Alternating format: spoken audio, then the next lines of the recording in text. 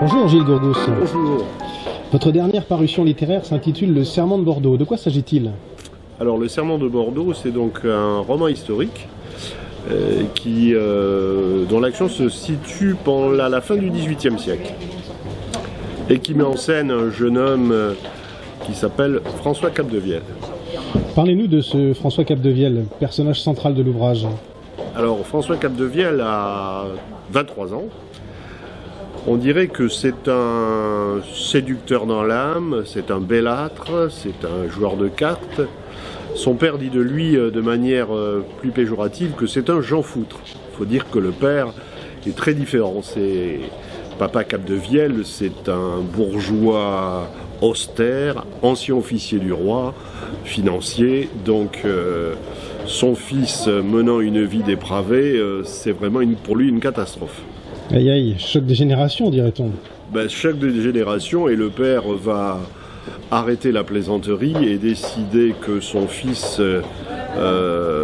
prendra un chemin beaucoup plus honorable. Et pour ça, il confie son cadet à un ami qui est armateur, afin que François Capdevielle apprenne les rigueurs de la vie. Et le voilà donc partant sur un bateau de commerce pour une aventure où il va sillonner les mers. Donc si je comprends bien, nous partons sur un récit d'aventure. Un récit d'aventure, oui, parce que l'expédition va mener François Capdevielle en Afrique et il va faire un séjour aux Antilles qui va durer quelques mois. Il commence à faire fortune quand arrive, hélas pour lui, un événement qui va tout bouleverser, mais dans le mauvais sens des choses. Quel événement dramatique? Eh bien tout simplement, François Capdevielle va recevoir des courriers qui mettent 45 jours de mer. Il reçoit 3 courriers indiquant que la famille a des ennuis. Et le 3e courrier est très explicite. Le père a été arrêté pour autre trahison.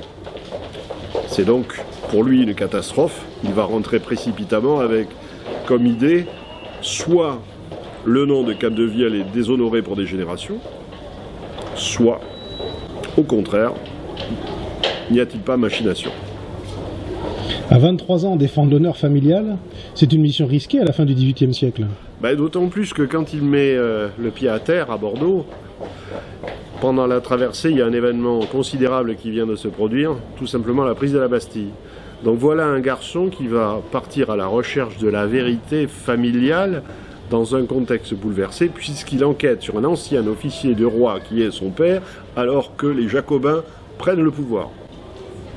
Donc en fait, vous mêlez faits historiques et péripéties romanesques. Voilà, exactement. Et au cours de l'intrigue, François Capdevielle va croiser des gens comme Robespierre, comme Talien. Donc on est en prise directe avec, effectivement, la vraie Révolution française. Eh bien, un dernier mot, le lecteur va donc connaître le frisson, le mystère et tutti quanti.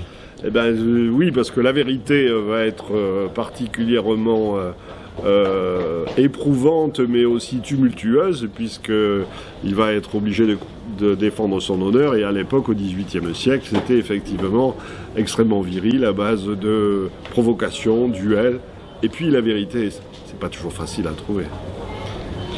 Donc je vous remercie Gilles Gourgous. Est-ce que vous pouvez nous rappeler le titre de votre ouvrage ainsi que l'éditeur? L'éditeur, c'est les éditions Gascogne. Voici. Merci beaucoup et à bientôt. À bientôt.